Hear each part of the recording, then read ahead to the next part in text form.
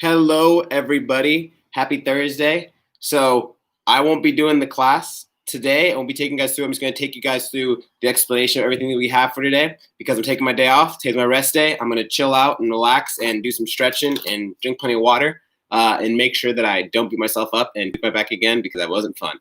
So if you guys are feeling good today, perfect. If you guys feel anything individual, let me know really quick before this video ends. Or you can email me, Hudson@CrossHumanity. I'm really quick with responses. So if you're like about to start the workout and you're like, oh, I don't know what to do for this movement or whatever, let me know and I can give you guys more modifications. Otherwise, I'm just gonna give you a quick briefing of the workout, and then we'll talk about the warm-up, then talk about some stretches you can do before all of that. So today, every minute on the minute for 20 minutes. You have 4 different stations you're gonna go through for each minute, and so it's gonna total out to be 5 rounds. So for the first one, you have max bent over rows in that first minute. Minute 2, 10 side plank dips each side. Minute 3, max upright rows in a minute. Minute 4, 10 hollow rocks. But for that first minute and that third minute, the max bent over rows and the max upright rows, you get 1 set to try to get up to 20 reps. The reason I have it built out that way is so no matter how heavy or how light the weight is, you have kind of like a range you can get of reps. The goal being at least 12, try to aim for at least 12. But if you get to 20, perfect, just call it there, okay? And if you have a really light weight, just slow down the tempo of those reps. So that way you're putting more fatigue on your muscles, putting more strain. It's going to be more challenging that way versus making it really easy and not really getting much out of it, okay? So let's talk about the movements really quick. After we talk about the movements, we'll talk about the warm-up, and then we'll go over the stretches. So I'm saying a lot of things. Let's just do it. Let's do a lot of movement. So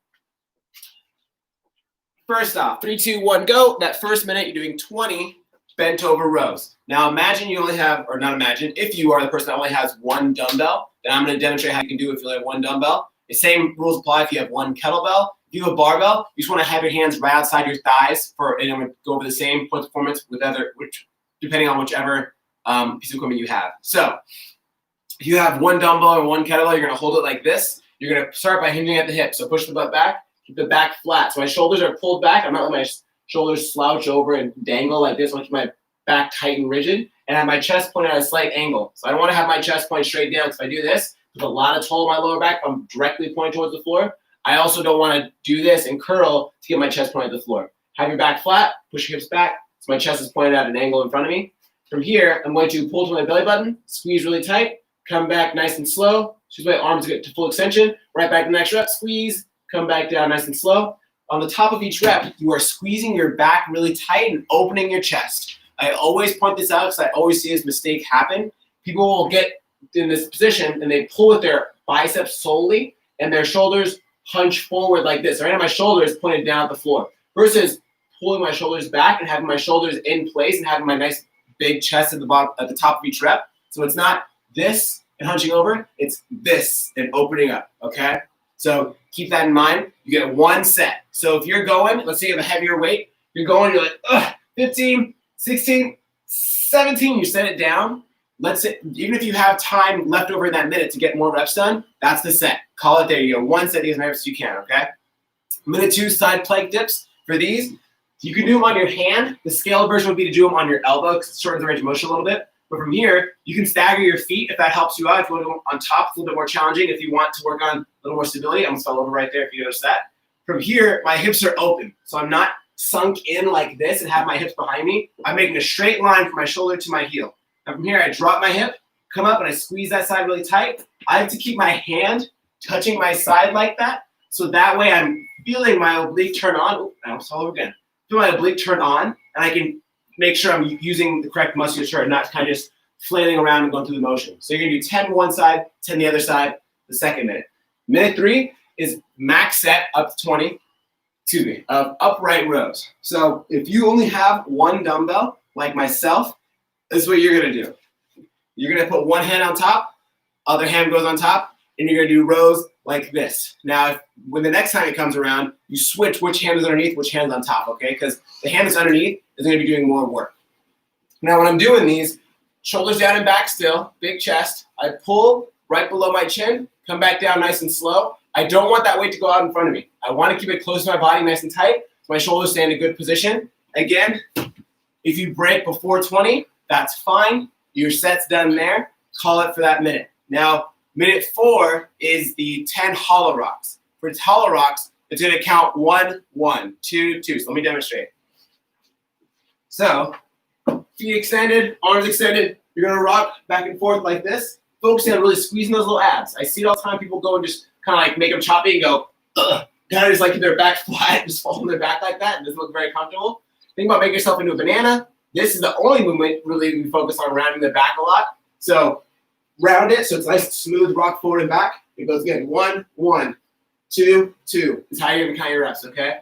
So when you're doing those, try to keep your hands and feet off the floor. If that's pretty challenging, instead of having your arms and legs extended, bring your arms to your sides and legs extended. So you're rocking like this instead. So it's a little bit easier of a movement. But that's today's workout. If you have any questions on it, put it right here in the comments really quick.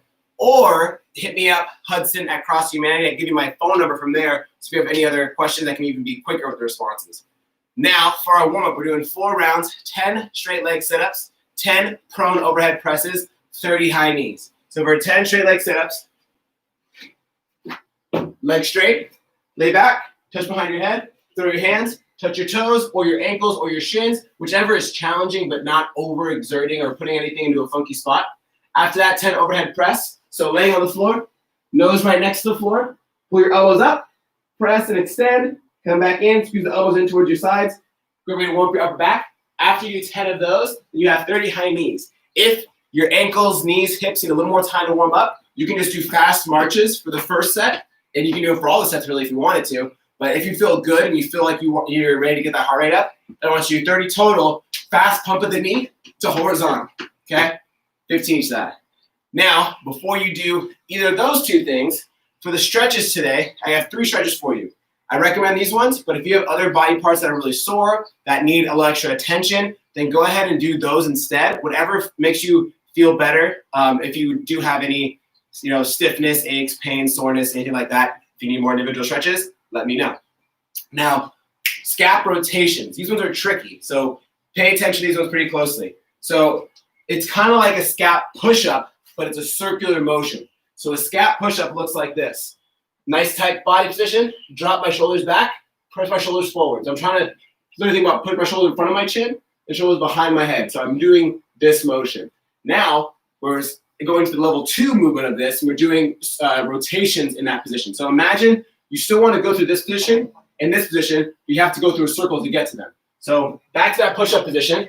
From here, I'm going to press my shoulders down to the floor, so my back's arched, come through, drop down, come around, and I'm going to pretty much make this big circle with my shoulders next to my ears. So it looks like this, okay?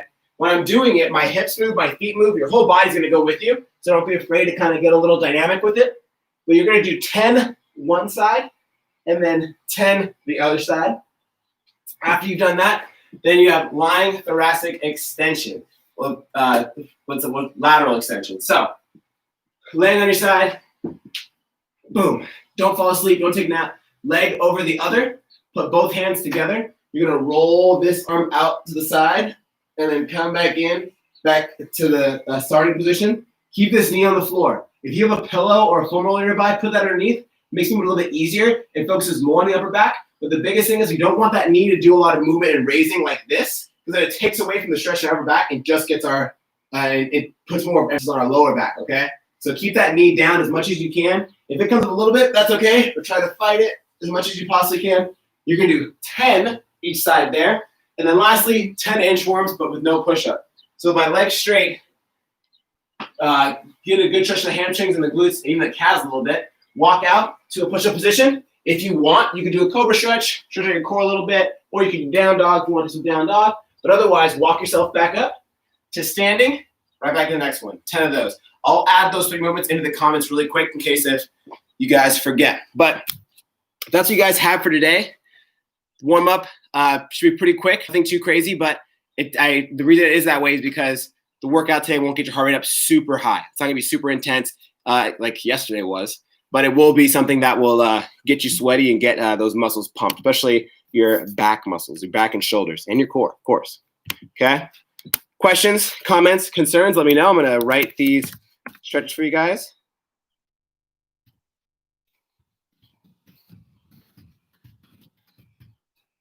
Boom.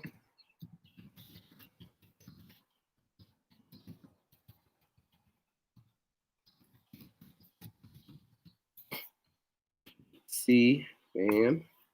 Make sure I don't have a bunch of spelling errors for you guys in there. And we also have inchworm without push-up. All right, you guys. So again, for the workout, every minute on minute for 20 minutes. Minute 1, max bent over rows up to 20, and you only get 1 set to do that. But I challenge you not to make movement easy. Just because you hit 20 doesn't really mean anything if you make them really easy and kind of build a lot of momentum and go through the motion. The slower you do those reps, the more you can get out of it. Minute 2, 10 side plank dips each side. Dip that hip really low. Squeeze it in really tight. Minute 3, max upright rows. If you're using one dumbbell, hand on top of the other as you're doing them. Otherwise, kettlebell is pretty easy with the handle. If you're using a barbell, they want you to put your hands relatively close, so not outside hips width, but on top of your thighs, more so as where you want your grip to be. And then minute 4, 10 hollow rocks. Cool?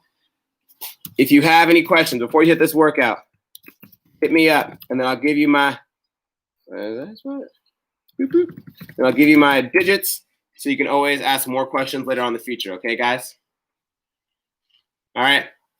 Thanks so much, guys. Enjoy the workout. I'll see you guys tomorrow, 7 a.m. Zoom or 8 a.m. YouTube Live. Take care. Have a great day. Hopefully the gloominess goes away.